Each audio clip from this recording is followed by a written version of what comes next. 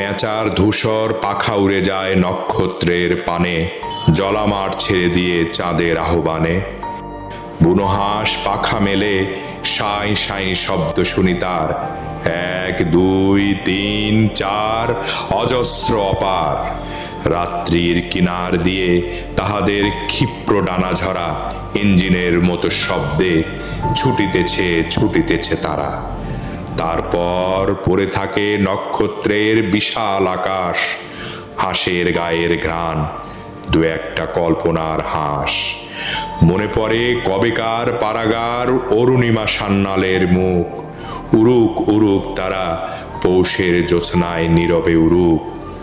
কল্পনার হাঁস সব পৃথিবীর সব ধ্বনি সব রং মুছে গেলে পর, উড়ুক উড়ুক তারা হৃদয়ের শব্দহীন জ্যোৎস্নার ভিতর।